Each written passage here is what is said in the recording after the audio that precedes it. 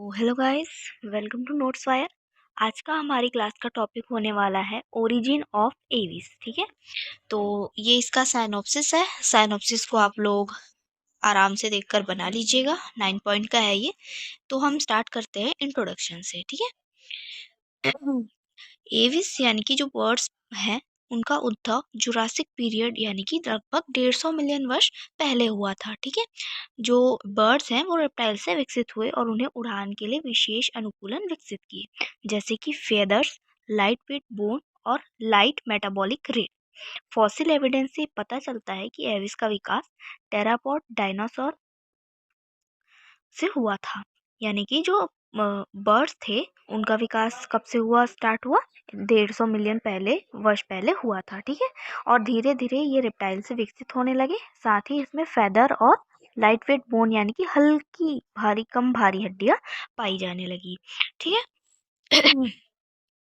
और इनका जो मेन ओरिजिन था जहाँ से इन्होंने स्टार्ट किया था ग्रो करना, वो थे टेरापोड डायनासोर्स। ठीक है, नेक्स्ट है डेफिनेशन एविस का।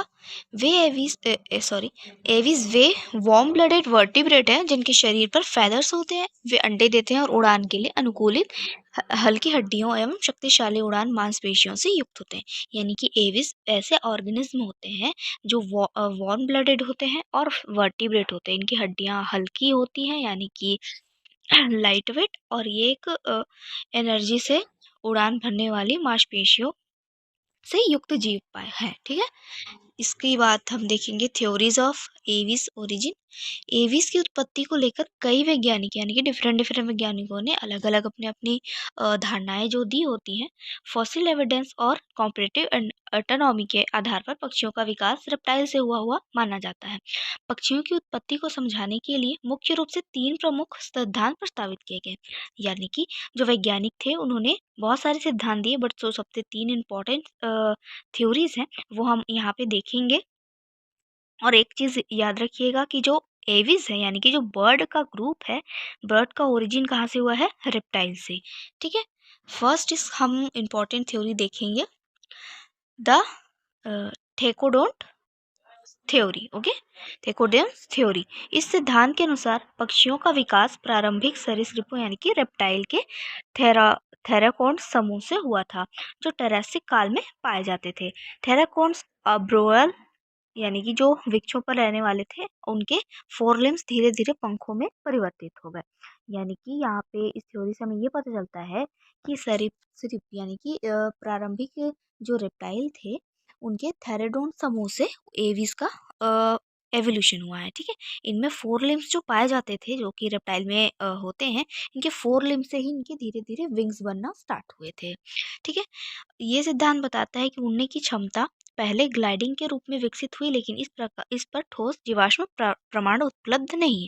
यानी कि ये सिद्धांत ये बताता है कि जैसे पक्षियों में जो उड़ान भरने की वो होती है, कला होती है, शक्ति होती है। ठीक है, वो पहले ग्लाइडिंग के रूप में थी, यानी कि वो एकाएक उड़ान या फ्लाइट भरने में सक्षम नहीं थे। लेकिन इस बात का ठोस एविडेंस अभी तक इस थ्योरी ने नहीं उपलब्ध है। ठीक है, नेक्स्ट है टेराप्योड डायनासोर थ्योरी।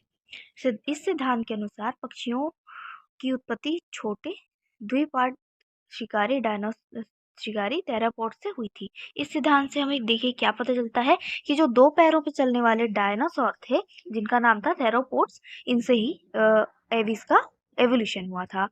वेलोसिरैप्टर एंड डायनोसॉरस जैसे टेरापॉड्स में हॉलो बोन्स, 3 उंगलियों वाले फोरलिम्स और तेज गतिशीलता थी जो आधुनिक पक्षियों से मिलती जुलती है ना। जो एवोल्यूशन के बाद जो टेरापॉड्स बने थे उनमें हॉलो बोन पाया जाता था, 3 उंगलियों वाले 4 लिम्स पाए जाते थे। ठीक है, और तेज तेज गतिशीलता भी पाई जाती थी। जो आज के जो आधुनिक जो अभी पाए जाने वाले पक्षी हैं जो पूरी तरह से ग्रो कर चुके हैं उनसे मिलती जुलती है।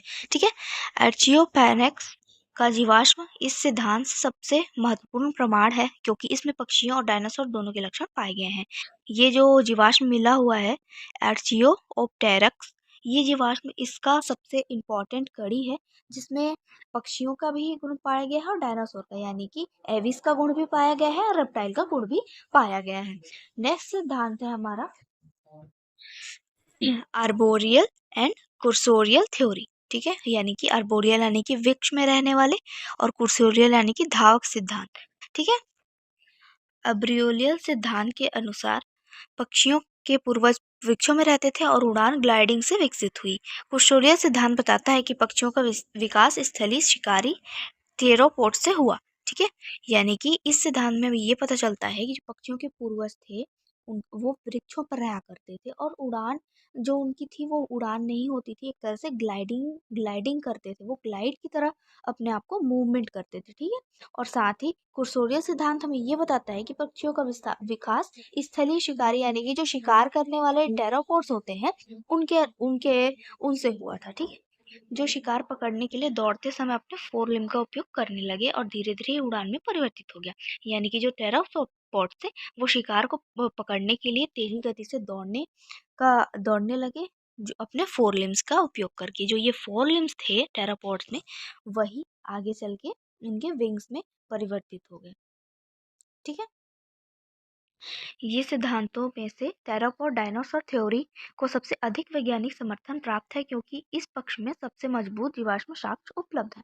यानी कि जो टेरापोड डायनासोर थ्योरी है ये सबसे ज़्यादा इम्पोर्टेंट और ऐसा थ्योरी है जिसमें हमें ज़्यादा प्रमाण मिलते हैं कि ये थ्योरी रियल में ऐसी ही रही होगी, यानी कि जो अपने पक्ष को मजबूत करने वाला इसमें एविडेंस मिला है। नेक्स्ट है fossil evidence of Aves origin, ठीक है। पक्षियों की उत्पत्ति को समझने के लिए फॉसिल रिकॉर्ड्स बहुत इंपॉर्टेंट है। जीवाश्म साक्ष्य यह दर्शाते हैं कि एविस का विकास रेप्टाइल विशेष रूप से टेरोपोड डायनासोर से हुआ था।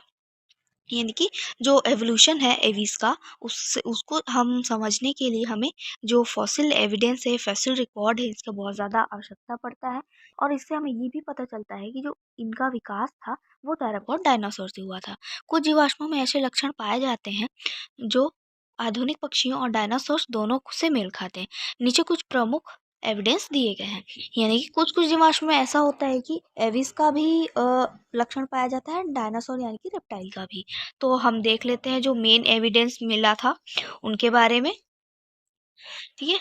फर्स्ट है आर्कियोप्टेरिक्स। आर्कियोप्टेरिक्स को जुरासिक काल लगभग 150 मिलियन वर्ष पहले का सबसे महत्वपूर्ण जीवाश्म माना जाता है। यह पिगन के आकार का एक जीव था जिसमें पाइलिचियन और डायनासोर्स दोनों के लक्षण पाए जाते हैं।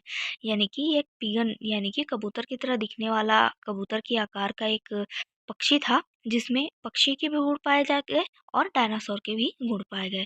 तो ये दोनों के बीच में लिंकेज का काम करने लगा और ये कब पाया जाता था? 150 मिलियन वर्ष पूर्व इनका ओरिजिन हुआ था, ठीक है। इनमें फेदर्स, फ्लाइट कैपेसिटी थी, लेकिन इनके जॉ में टीथ, लॉन्ग टेल और थ्री कॉर्ड फोरलिम्स थे जो से टेरापोड डायनासोर से जोड़ते हैं। यानी कि इनमें फेदर्स और फ्लाइट कैपेसिटी तो थी, साथ ही इनमें जॉ, टीथ और long tail, three cord four limb थे। यानी कि ये लक्षण जो है रेप्टाइल में पाए जाते हैं जो कि टेरापोड डायनासोर से इसे लिंक करते थे। यह एविस एवोल्यूशन का सबसे इम्पोर्टेंट जीवाश्म प्रमाण है। यानी कि जो एविस एवोल्यूशन है उसका सबसे इम्पोर्टेंट जो एविडेंस है, फॉसिल एविडेंस, वो यही है। यहाँ पे इसका डायग्राम आप लोग देख सकते हो कि इसमें टूथ बीक पाया गया है, यानी कि हल्के दांतों वाला चोंच पाया गया है, विंग पाया गया है and long tail many feathers वाला पाया गया है, ठीक है। ये है इसका एग्जाम्पल। नेक्स्ट है कॉन्फ्यू कॉन्फ्यूशियनॉर्सिन, ठीक है। सॉर्निस, कॉन्फ्यूशियसॉर्निस, ठीक है। कॉन्फ्यूशियनॉर्सिस लगभग 120 मिलियन वर्ष पहले केटाकेरस काल में पाया जाता था। यह पहला पक्षी था जिसमें दांत नहीं थे, लेकिन इसकी बीक पूरी तरह से विकसित थी। इसके हॉलो बोन्स थी जिससे यह फ्लाइट के लिए अधिक सक्षम था। यानी कि ये जो जीव था ये 120 मिलियन वर्ष पहले था, पाया जाता था और इसमें दांत नहीं पाए जाते थे। यानी कि इसमें पहले की जीव में क्या थे? दांत पाए जाते थे जो हमने अभी पहले देखा, और इसमें जो दांत विलुप्त हो चुके थे और इनकी जो चोंच थी यानी कि बीक थी ये पूरी तरह से विकसित हो चुकी थी और इनमें हॉलो बोन्स पाई जाती थी जिससे ये फ्लाइट के लिए अधिक ज़्यादा सक्षम थे, ठीक है। ये जीवाश्म चीन में पाया गया था और ये दर्शाता है कि पक्षियों का विकास धीरे धीरे आधुनिक संरचना की ओर बढ़ता जा रहा था या होते चल रहा था, है ना। फर्स्ट स्टेज में हमने इस पक्षी को देखा जिसमें दांत वगैरह का अभी विलुप्तीकरण नहीं हुआ था। नेक्स्ट इस वाले जो है इसमें दांत का विलुप्तीकरण हो गया था और ये धीरे धीरे एवोल्यूशन की तरफ बढ़ रहा था। नेक्स्ट है एक्टियो एक्टियोनिस। एक्टियोनिस एक क्रेटेरियस काल का उन्नत पक्षी था जिसमें मॉडर्न बर्ड जैसी कई विशेषताएं पाई गई। इनके पंख पूरी तरह विकसित थे, इनकी फ्लाइट कैपेसिटी काफ़ी अच्छी थी। ठीक है, यानी कि ये जो बर्ड पाया गया एक्टोनियस, ये कैरिकेटस काल में पाया गया था। ये मॉडर्न बर्ड की तरह बहुत सारी विशेषताएं लिए हुए था। ठीक है, इनके जो फेदर्स थे, पंख थे, काफ़ी ज़्यादा विकसित थे और इनकी फ्लाइट कैपेसिटी भी अच्छी खासी थी। हालांकि इसके जबड़े अभी भी तीत मौजूद थे, लेकिन जो इसे रेप्टाइल से जोड़ते हैं। हालांकि इसका विकास यह दर्शाता है कि कुछ पक्षियों ने एक्वाटिक अडाप्टेशन विकसित कर लिया था। यानी कि ये जो पक्षी था, इसमें दांत पाए जाते थे, है ना, कुछ मात्रा में दांत पाए जाते थे और इनके जबड़े में जबड़े में मौजूद होते थे। ठीक है, ये जो दांत इनमें पाए जाते थे वो इनको लिंक रेप्टाइल से करते थे। ठीक है, यानी कि पूरी तरह से अभी बर्ड में कन्वर्ट नहीं हुए थे। ये दर्शाता है कि कुछ कुछ कुछ जो बर्ड थे वह एक्वाटिक अडाप्टेशन यानी कि जलीय अडाप्टेशन को विकसित कर चुके थे। ठीक है, इस तरह के बर्ड पाए जाते थे। ये है एक्टियोनिर्स। ठीक है, नेक्स्ट है हेस्पेरोनिस। ठीक है, हेस्पेरोनिस एक केटाकेरस काल का वाटर बर्ड था जिसमें विंग्स नहीं थे और ये उड़ने में असमर्थ था। हालांकि इसके लेग्स की संरचना एक एक्सीलेंट स्विमर बनाती थी। यानी कि ये जो बर्ड था, इनमें विंग्स नहीं पाए जाते थे और इनकी लेग की संरचना काफ़ी ज़्यादा इन्हें स्विमिंग करने में हेल्प करती थी। यानी कि ये वाटर में रहने वाला पक्षी था। इनके जबड़े में भी तीत मौजूद थे जो इसे प्रिमिटिव बर्ड से जोड़ते हैं। दर्शाता है कि सभी पक्षी उड़ने वाले नहीं थे और कुछ एक्वाटिक लाइफ के लिए अडाप्टेशन को विकसित किया था, है ना। यानी कि जो सारे बर्ड थे वो सभी उड़ने वाले पक्षी नहीं थे और इसमें जो दांत मौजूद था, ये दर्शाता है कि ये प्रीमेटिव बर्ड से जुड़ा हुआ है। यानी कि जो एवोल्यूशन हो रहा है बर्ड्स का, उनसे ही ये जुड़ा हुआ है। ठीक है, और ये एक्वाटिक लाइफ के लिए काफ़ी ज़्यादा अनुकूलित। नेक्स्ट हम देखेंगे evolutionary features in Aves. Aves ने अपनी एवोल्यूशनरी प्रोसेस के दौरान कई महत्वपूर्ण विशेषताएं विकसित की जिससे वो flight, thermoregulation, light weight body structure और अन्य अनुकूलनों के लिए उपयुक्त बन सके। यानी कि जो पक्षी थे वो धीरे धीरे एवोल्यूशन के थ्रू, यानी कि अडाप्टेशन करते हुए इन्वायरमेंट के जैसे धीरे धीरे वो प्रोसेस करने लगे अपनी ग्रोथ को, जिससे वो फ्लाइट यानी कि उड़ने की क्षमता, थर्मोरेगुलेशन यानी कि अपने बॉडी के टेम्परेचर को मेंटेन रखने में और लाइट वेट बॉडी का स्ट्रक्चर बनाने में, अडाप्ट करने में अच्छी तरह से सक्षम बन पाया। ठीक है, इन विशेषताओं से उन्हें डाइवर्स इन्वायरमेंट में जीवित रहने और विकसित होने में मदद की। इससे जो है कई कई अलग अलग इन्वायरमेंट में यह जीवित रह सके। ठीक है, नीचे एविस के प्रमुख एवोल्यूशनरी फीचर्स दिए गए हैं। यानी कि इसका जो भी एवोल्यूशनरी फीचर था वो हम देखेंगे। फर्स्ट है फेदर्स। पक्षियों में विकसित होने वाला सबसे महत्वपूर्ण लक्षण है फेदर्स। ये मूल रूप से टेरापोड डायनासोर में इंसुलेशन के लिए विकसित हुए लेकिन बाद में यह फ्लाइट में सहायक बने। यानी कि जो सबसे मोस्ट इम्पॉर्टेंट लक्षण होता है पक्षियों का वो क्या होता है, उनके पंख यानी कि फेदर्स, है ना, जो कि टेरापोड डायनासोर में इंसुलेशन के लिए विकसित हुए थे, परंतु ये धीरे धीरे फ्लाइट करने के लिए हेल्प करने लगे। फेदर्स पक्षियों को एरोडायनेमिक तथा थर्मोरेगुलेशन, कॉमोफ्लेक्स और डिस्प्ले में मदद करता है। यानी कि जो फेदर है वो उनकी ये सारी काम करने में, बॉडी की क्रियाओं को मेंटेन रखने में काफ़ी ज़्यादा हेल्प करता है। नेक्स्ट है हेलो बोन्स, हल्की और खोखली हड्डियाँ। यानी कि जो एविस होते हैं उनमें खोखली हड्डियाँ पाई जाती हैं। ठीक है, तो पक्षियों की हड्डियाँ हेलो होती है जिनमें उनका शरीर हल्का और लाइट वेट हो जाता है और उड़ान भरने में सहायक बनता है। यानी कि जैसे कि बताया मैंने, उनका जो हड्डियाँ होती है वो खोखली होती है जिससे उनका बॉडी हल्का होता है और आसानी से वो फ्लाई करते हैं। ये विशेषता टेरापॉड डायनासोर में भी पाई जाती थी जो पक्षियों के साथ उनके विकासात्मक संबंध को दर्शाती है। यानी कि जो टेरापॉड डायनासोर्स थे उनमें भी यह विशेषता पाई जाती है जिनसे ही एविस का डेवलपमेंट हुआ था। थर्ड है बीक डेवलपमेंट, यानी कि चोंच का विकास। पक्षियों के पूर्वजों में टीथ मौजूद थे लेकिन एवोल्यूशन के दौरान बीक विकसित हुई और दांत पूरी तरह से लुप्त हो गए। यानी कि जो पक्षी के पूर्वज यानी कि रेप्टाइल थे उनमें दांत मौजूद थे, लेकिन धीरे धीरे एवोल्यूशन के थ्रू उनके दांत विलुप्त होते चले गए और उनमें बीक यानी कि चोंच का विकास हुआ। इससे शरीर का भार कम हुआ और पक्षियों ने डाइवर्स फीडिंग हैबिट विकसित कर ली। अलग अलग पक्षियों में उनके भोजन के अनुसार विभिन्न प्रकार की बीक अडेप्टेशन पाई जाती है, यानी कि जो दांत थे वो विलुप्त होने हो गए, उसके बाद इनकी जो बॉडी का वेट था वो काफ़ी कम हुआ और इनके अलग अलग तरह के खाने के और भोजन लेने के तरीकों का भी विकास हुआ। और जैसे अलग अलग जिस जिस भोजन को खाने के लिए जो पक्षी अपने आप को अनुकूल करता है, उस प्रकार से उनकी चोंच का भी डेवलपमेंट होना स्टार्ट हो गया और उनमें ऐसी अडेप्टेशन पाई गई जिससे वो अपने अपनी तरह का भोजन चूज करके उसे अपने आप को फीड कर सके।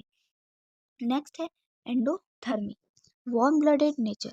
एविस एंडोथर्मिक होते हैं जिससे वे अपने शरीर का तापमान को नियंत्रित कर सकते हैं। विशेषता है उन्हें कोल्ड और हॉट क्लाइमेट दोनों में जीवित रहने में मदद करती है। यानी कि जो बर्ड होते हैं वो एंडोथर्मिक होते हैं, वार्म ब्लडेड, जिसमें वो ठंडे प्रदेशों में अपने आप को बचा कर रखने में, यानी कि अपनी बॉडी का जो टेम्परेचर है उसको मेंटेन करने में मदद करता है, मेंटेन करने के लिए अडाप्ट कर लेता है ना। और हॉट क्लाइमेट या और कोल्ड क्लाइमेट दोनों में वो आसानी से अपने बॉडी टेम्परेचर को कंट्रोल कर सकता है। नेक्स्ट है एडवांस रेस्पिरेटरी सिस्टम। पक्षियों में अत्यधिक विकसित रेस्पिरेटरी सिस्टम पाया जाता है जिनमें एयर सैक्स शामिल होते हैं। ये विशेष प्रणाली ऑक्सीजन सप्लाई को बढ़ाती है और कॉन्टिन्यूअस एयर फ्लो सुनिश्चित करती है, जिससे पक्षी ऊंचाई पर भी उड़ सकते हैं और अधिक ऊर्जा प्राप्त कर सकते हैं। यानी कि जो पक्षी होते हैं हमें काफ़ी एडवांस तरीके का रेस्पिरेटरी सिस्टम देखने को मिलता है जो ऑक्सीजन का जो सप्लाई है उसको काफ़ी हद तक बढ़ा देता है। इनमें एयर सैक्स पाया जाता है, ठीक है। एयर सैक्स यानी कि एयर की जो थैलीनुमा संरचनाएं इनके रेस्पिरेटरी सिस्टम में पाई जाती हैं, ठीक है, जो एयर का फ्लो को इनके बॉडी में बढ़ाती है और ये आसानी से ऊंचाई में भी उड़ सकते हैं और एनर्जी को एब्जॉर्ब कर सकते हैं, ठीक है। नेक्स्ट है हाई मेटाबॉलिक रेट। पक्षियों में बहुत अधिक मेटाबॉलिक रेट होता है जिससे वे कॉन्स्टेंटली एनर्जी प्राप्त कर पाते हैं। ये तेज चापचाय, एंडोथर्मी, रैपिड डाइजेशन और हाई एनर्जी डिमांड को पूरा करने में मदद करते हैं जो उड़ान के लिए आवश्यक होता है। यानी कि इनका जो पाचन क्रिया होता है वो बहुत ज़्यादा रैपिड होता है, यानी कि तेज गति से होता है। जैसे इन्होंने अगर कुछ फीड किया, कुछ खाया, उनके पास जैसे ही वो पच पच जाता है, यानी कि उसका पाचन जैसे ही होता है वो जस्ट की जस्ट बॉडी से वो डिस्क्रीज यानी कि एक्रीज किया जाता है, यानी कि बाहर निकाल दिया जाता है, ठीक है। तो इस प्रकार से इनका डाइजेशन भी काफ़ी ज़्यादा स्ट्रांग होता है, इससे हाई एनर्जी की डिमांड को पूरा करने में हेल्प मिलती है, ठीक है। नेक्स्ट है फ्लाइट अडेप्टेशन। पक्षियों ने फ्लाइट अडेप्टेशन विकसित किए हैं जैसे कि स्ट्रॉन्ग पेक्टोरल मसल्स, नी शेप्ड सिंड्रोम, फ्यूज बोन्स। कुछ पक्षियों में उड़ने की क्षमता खो दी और वह फ्लाइटलेस बर्ड बन गए जैसे कि ऑस्ट्रिच, पेंगुइन और कीवी, ठीक है। तो ये यानी कि उड़ने के लिए विशेष अनुकूलन जो बर्ड्स में पाए जाते हैं उनके लिए इंपॉर्टेंट ऑर्गन है स्ट्रॉन्ग पेरेक्टल मसल, यानी कि मजबूत मांसपेशियां पाई जाती है और छाती में विशेष प्रकार की हड्डियां पाई जाती है और मजबूत और खोखली हल्की हड्डियां पाई जाती है ना, जो पक्षियों में उड़ने को हेल्प करती है, यानी कि उड़ने में पक्षियों की हेल्प करती है। बल्कि इन सब के इनमें से किसी भी एक फीचर्स की कमी के कारण कुछ पक्षी जो हैं फ्लाइटलेस बन गए, यानी कि जो उड़ नहीं पाते, लाइक ऑस्ट्रिच हो गया, पेंगुइन और कीवी जैसे पक्षी, ठीक है। नेक्स्ट है efficient nervous system and vision. पक्षियों का नर्वस सिस्टम बहुत उन्नत होता है, विशेष रूप से उनकी विजन यानी कि दृष्टि, क्योंकि पक्षियों का जो नर्वस सिस्टम है, उनका सेंस ऑर्गन्स वगैरह है, जो सेंस करने का सिस्टम है, बहुत ज़्यादा अच्छा होता है और उनकी विजन यानी कि दृष्टि भी बहुत अच्छी पाई जाती है। अधिकतर पक्षियों की आंखें बड़ी होती है जिससे वो शार्प विजन और फास्ट रिफ्लेक्स का विकसित कर सके, जो उड़ान और शिकार में मदद करते हैं। यानी कि उनका जो विजन होता है पक्षियों का, मोस्टली उनका आई का साइज काफ़ी बड़ा होता है जिससे वो शार्प विजन यानी कि एकदम बारीक से बारीक चीज़ों को वो देख सकते हैं और फास्ट रिफ्लेक्स कर सकते हैं, यानी कि तुरंत से रिएक्शन कर सकते हैं, जो उड़ान और शिकार करने में उनकी मदद करता है। नेक्स्ट है क्लासिफिकेशन ऑफ एव्स, ठीक है। एविस को उनके एटोनॉमिकल फीचर्स, एवोल्यूशनरी ट्रेड्स और इकोलॉजिकल अडाप्टेशन के आधार पर विभिन्न समूहों में बांटा गया है। यह वर्गीकरण पक्षियों के फ्लाइट एबिलिटी, स्केलेटन स्ट्रक्चर और फीडिंग अडाप्टेशन पर निर्भर करता है, ठीक है। यानी कि जो एविस हैं उनको उनके फ्लाइट एबिलिटी, स्केलेटल स्ट्रक्चर और फीडिंग अडाप्टेशन के बेस पर बांटा गया है, ठीक है। तो आइए हम लोग देख लेते हैं। सब क्लास है इसका, फर्स्ट सब क्लास है आर्कियो आर्निसिस, यानी कि प्राचीन पक्षी इसे हम कह सकते हैं। यह सबसे प्राचीन पक्षियों का समूह था जिसमें प्रीमिटिव कैरेक्टरीज पाई जाती थी। इनके शरीर में तीट, लॉन्ग टेल, क्लॉड फिंगर और लेस डेवलप्ड फ्लाइट अडेप्टेशन होते थे। ठीक है, तो ये जो प्रीमेटिव कैरेक्टर थे, जो प्रीमेटिव एविज में पाए जाते थे, इनमें ये सारे बॉडी पार्ट्स जो थे अडाप्टेशन के लिए मौजूद थे। इन पक्षियों की संरचना टेरापोड डायनासोर से मिलती जुलती थी। यह आज विलुप्त हो चुकी है और इनका सबसे प्रमुख उदाहरण आर्चियोफायरेक्स है। यानी कि ये जो पक्षी थे, इनका मोस्ट ऑफ द बॉडी की संरचनाएं टेरापोड डायनासोर से बहुत ज़्यादा मेल खाती थी और अभी ये इन्वायरमेंट में एग्जिस्ट नहीं करते, विलुप्त हो चुके हैं। यहाँ पे इसका एग्जाम्पल भी दिया है।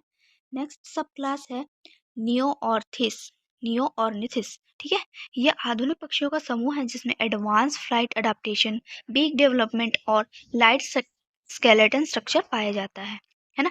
यानी कि ये एक एडवांस पक्षियों का समूह है। ठीक है, इसमें लाइट स्केलेटन सिस्टम जो है स्ट्रक्चर डेवलप हो चुका है, बीक का डेवलपमेंट हो चुका है एंड फ्लाइट के लिए अडेप्टेशन डेवलप हो चुका है। ये दो भागों में इसे दो सुपर ऑर्डर में विभाजित किया गया है। ठीक है, फर्स्ट सुपर ऑर्डर है पेलियोग्नेथे प्लेयोग्नेथे। इस समूह में वे पक्षी शामिल हैं जो फ्लाइटलेस है, यानी कि जो उड़ने वाले नहीं है। इन पक्षियों में strong legs, reduce wings and heavy bodies होती है जिससे ये अधिकतर टेरेस्ट्रियल होते हैं। यानी कि जो फ्लाइटलेस एविस होते हैं उनमें रेड्यूस विंग्स होते हैं, यानी कि काफ़ी या तो विंग्स प्रेजेंट नहीं होंगे या तो विंग्स काफ़ी कम पाए जाएंगे। और स्ट्रॉन्ग लेग होती है क्योंकि इन्हें भूमि पर ही रहना होता है ना। और इनकी हैवी बॉडी पाई जाती है। इनके पक्ष विकसित तो होते हैं लेकिन इनका उपयोग उड़ान के लिए नहीं किया जाता। इन पक्षियों में प्रमुख रूप से ऑस्ट्रिच, किवी, क्रिया, कॉसफाई और एमो शामिल है। यानी कि इनमें पंख विकसित तो होते ही है परंतु इनमें उड़ने का उपयोग इसमें नहीं किया जाता। ठीक है, और नेक्स्ट सुपर ऑर्डर है नियोग्नाथे, है ना। आधुनिक उड़ने वाले पक्षी, ये सबसे बड़ा समूह है जिसमें फ्लाइंग बर्ड शामिल होते हैं। इनमें light weight skeleton, well developed wings और एडवांस फ्लाइट अडेप्टेशन होती है। यानी कि इनमें क्या क्या पाया जाता है, light weight skeleton, well developed wing और एडवांस फ्लाइट अडेप्टेशन। ये सारी चीज़ें इनमें इम्पोर्टेंटली पाई जाती है क्योंकि ये उड़ने वाले पक्षी का है और ये सबसे बड़ा समूह है एविस का। ठीक है, ये पक्षी विभिन्न प्रकार के एरियल, एक्वाटिक और टेरेस्ट्रियल एनवायरनमेंट में पाए जाते हैं। यानी कि इन्वायरमेंट डिफरेंट डिफरेंट इन्वायरमेंट में पाए जा सकते हैं, जैसे कि एरियल, एक्वाटिक या टेरेस्ट्रियल। नियो गिनेथिक को आगे कई ऑर्डर्स में विभाजित किया गया है जिसका ये हम ऑर्डर्स देख लेंगे। पैसेरी फॉर्म्स सबसे बड़ा पक्षी समूह है जिसमें छोटे आकार के पक्षी शामिल होते हैं। इन पक्षियों की चोंच, टांगे मजबूत होती हैं जिनके समूह अ, के उदाहरण स्पैरो एंड क्राउ है। यानी कि ये सब पक्षियों का सबसे बड़ा समूह है। ठीक है, जिसमें चोंच और टांगे सबसे मजबूत पाई जाती है। इसका एग्जाम्पल है स्पैरो एंड काउ, यानी कि गौरैया एंड कौवा। ठीक है, नेक्स्ट ऑर्डर है फ्लैस्नियोफॉर्म्स। ठीक है, शिकारी पक्षियों का समूह है जिसमें तेज दृष्टि, मजबूत चोंच और तेज पंजे होते हैं। ये अन्य छोटे पक्षियों और जीवों को शिकार करते हैं। इस समूह में ईगल, हॉक एंड फाल्कन आते हैं। यानी कि ये जो ग्रुप है ना एविस का, वो सबसे तेज दृष्टि यानी कि तेज विजन के बारे में एंड तेज विजन के लिए एंड मजबूत चोंच के लिए जाना जाता है। तेज पंजे पंजे के लिए शिकारी प्रवृत्ति के पक्षी होते हैं जैसे कि eagle, hawk and falcon. Next है गैलीफॉर्म्स, जमीनी पक्षियों का समूह है जिसमें पंख छोटे होते हैं और ये ज़्यादातर उड़ने के बजाय दौड़ने में सक्षम होते हैं। इसमें समूह में हैन, क्वेल और टर्की शामिल है। यानी कि कुछ ऐसे पक्षी जो उड़ने से ज़्यादा दौड़ने में सक्षम होते हैं, वो सारे इस ग्रुप के अंदर आते हैं। सारे इनके एग्जाम्पल है। नेक्स्ट ग्रुप है एसेंजी फॉर्म्स, जलीय पक्षियों का समूह है जिसमें पैर झिल्लीदार होते हैं और शरीर पानी में तैरने के अनुकूलन होता है। यह पक्षियों में डक, स्वान और गूस जैसे प्रमुख पक्षी आते हैं। यानी कि ये जल में रहने वाले पक्षियों का समूह है जिसमें डक, स्वान जैसे पक्षी आते हैं, तैरने के लिए अडाप्ट होते हैं, है ना। नेक्स्ट है स्ट्रेगी फॉर्म्स, निशाचर पक्षियों का समूह है जो रात में सक्रिय रहते हैं। ठीक है, इनके शेर गोल होते हैं और इनकी दृष्टि और सुनने की क्षमता बहुत अधिक तेज होती है। इस समूह का उदाहरण है ऑल। ठीक है, ये जो ग्रुप के पक्षी हैं वो रात में चरने वाले और रात में सक्रिय रहने वाले पक्षी हैं। इनमें विजन की क्षमता और सुनने की क्षमता बहुत ज़्यादा अधिक होती है, जैसे कि इसका एग्जाम्पल है आउल। नेक्स्ट है क्लोम्बी फॉर्म्स, वे पक्षी होते हैं जिनका सिर छोटा और चोंच मजबूत होती है। ये अनाज और बीज खाने वाले होते हैं। इनमें समूह के उदाहरण पिगन और डोव है। यानी कि वे पक्षी जिनका सर छोटा पाया जाएगा बट चोंच काफ़ी ज़्यादा मजबूत होगी और ये बीज खाने के लिए, अनाज खाने के लिए अडाप्ट होते हैं ना। इनके एग्जाम्पल है पिगन और डोव। नेक्स्ट है पेस्टी पेस्टाकी फॉर्म्स। रंगीन पंखों वाले पक्षियों का समूह है जिनकी चोंच ताकतवर होती है और इनका आवाज़ नकल करने की क्षमता होती है, जिसमें प्रमुख में पैरट एंड मकाओ आते हैं। यानी कि ऐसे पक्षी जिनके पंख काफ़ी ज़्यादा रंगीन पाए जाते हैं और इनमें चोंच ताकतवर पाई जाती है और आवाज़ निकालने में ये सक्षम होते हैं, जैसे कि पैरट और मकाओ। नेक्स्ट है इम्पोर्टेंट ऑफ एवीज ओरिजिन, ठीक है। Evolutionary link between reptile and birds. पक्षियों की उत्पत्ति से ये स्पष्ट होता है कि वह टेरापेड डायनासोर से विकसित हुए। आर्कियोफेनिक्स जैसे जीवाश्म प्रमाण दर्शाते हैं कि स्केल्स से फीदर्स, हैवी बोन्स से हेलो बोन्स और क्लाव से विंग्स में परिवर्तन हुआ। यानी कि जो एवोल्यूशनरी लिंक था रेप्टाइल और बर्ड के बीच में, उसको हमें समझने में मदद मिलती है कि वह टेरापॉड डायनासोर से विकास हुआ। किसका? एविस का। ठीक है। इनमें हमें पता चलता है कि जो स्केल पाए जाते थे रेप्टाइल में, वो एवीज में फेदर्स के रूप में बदल गए। हैवी बोन्स थे वो हॉलो बोन्स में बदल गए। क्लॉस जो थे वो विंग्स में बदल गए। नेक्स्ट है understanding adaptation for flight. Feathers, light weight bond, powerful flight muscle, advance respiratory system उड़ान के लिए विकसित हुए। कुछ पक्षियों ने उड़ान क्षमता विकसित की, परंतु कुछ फ्लाइटलेस बर्ड बन गए। यानी कि फ्लाइट के लिए कुछ पक्षियों ने उड़ान के लिए ये सारे फीचर्स जो है फेदर, लाइट वेट बोन, ये सब अडाप्ट कर लिया और कुछ ने नहीं किया, जो है फ्लाइटलेस बन गया। ठीक है। नेक्स्ट है fossil record and transitional forms.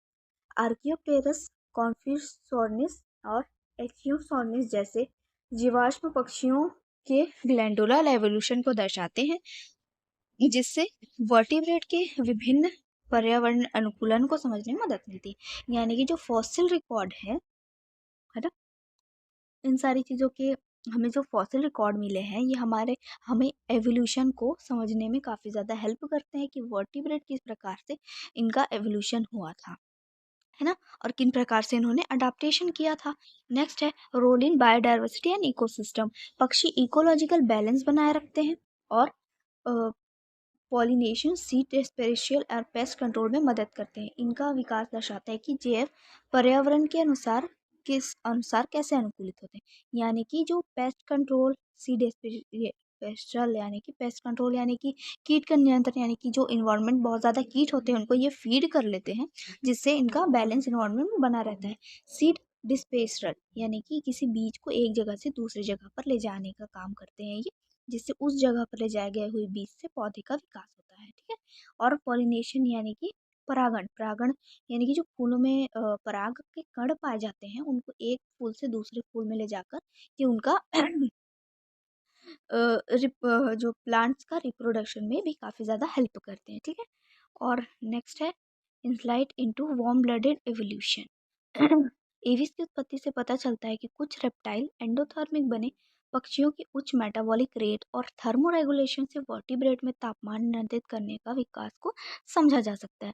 यानी कि वार्म ब्लडेड एवोल्यूशन से हमें ये पता चलता है कि जो पक्षी थे उन्होंने अपने बॉडी के तापमान को मेंटेन करने के लिए किस प्रकार से अपना फीचर्स डेवलप किया और अपने आप को अडाप्टेशन में किया। ठीक है ना, जिससे थर्मोरेगुलेशन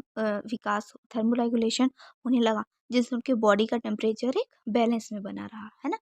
नेक्स्ट है competitive autonomy and molecular studies.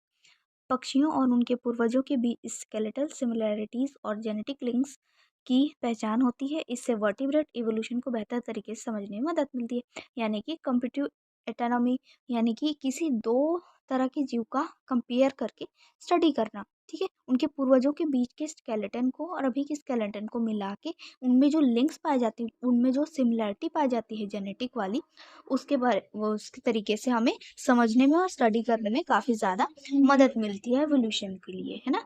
Next है impact on evolutionary theories. Darwin's theory of natural selection को पक्षियों की उत्पत्ति से मजबूती मिली है। फॉसिल एविडेंस सिद्ध करता है कि जीव धीरे धीरे विकसित होते हैं और अपने वातावरण के अनुसार अनुकूलित होते हैं। यानी कि डार्विन का जो थ्योरी था नेचुरल सिलेक्शन का, उससे पक्षियों की उत्पत्ति से मजबूती मिलती है। और जो फॉसिल एविडेंस या कि यानी कि अवशेष होते हैं वो धीरे धीरे किस प्रकार से विकसित होते चले गए, उसके अनुसार वातावरण के अनुसार अनुकूलित होते चले गए, इस बारे में भी हमें काफ़ी जानकारी मिलती है। ठीक है। नेक्स्ट है modern applications in science and technology. Biomimicry और आर्नियोडायनेमिक्स में पक्षियों के उड़ान तंत्र में नई तकनीकें विकसित हुई हैं, जिससे एरियोस्पेस और रोबोटिक्स में महत्वपूर्ण अनुसंधान किए जा रहे हैं। यानी कि आज के जो मॉडर्न साइंस और टेक्नोलॉजी है, इनमें भी बायोमिमिक्री और एकेनोडायनेमिक्स में पक्षियों की जो उड़ान तंत्र है, उस हिसाब से नई नई तकनीकें विकसित की जा रही है, जिससे एयरोस्पेस में और रोबोटिक्स यानी कि रोबोट वगैरह के निर्माण में काफ़ी ज़्यादा अनुसंधान में हेल्प मिल रही है। नेक्स्ट है कंक्लूजन। एविस का विकास थेरोपॉड डायनासोर से हुआ और उन्होंने उड़ान के लिए अनुकूलन विकसित किए। अर्चिनोप्राइनेक्स जैसे जीवाश्म प्रमाण दर्शाते हैं कि पक्षियों का विकास क्रमिक रूप से हुआ था। यानी कि जो टेराटोपॉड डायनासोर थे, इससे ही एविस का विकास हुआ था। और ये जो एचिनियोफार्नेक्स जैसे जीवाश्म जो पाए गए थे पहले के, है ना, इससे हमें ये पता चलता है कि किस प्रकार से वो पहले रहे होंगे और आज की डेट में वो किस प्रकार से अडाप्ट हो चुके हैं। ठीक है। एवोल्यूशनरी बायोलॉजी में पक्षियों की उत्पत्ति महत्वपूर्ण है, क्योंकि ये दर्शाती है कि किस जीवों में संरचनात्मक और व्यवहारिक अनुकूलन समय के साथ विकसित होते हैं, कि कैसे होते हैं, है ना। ये जो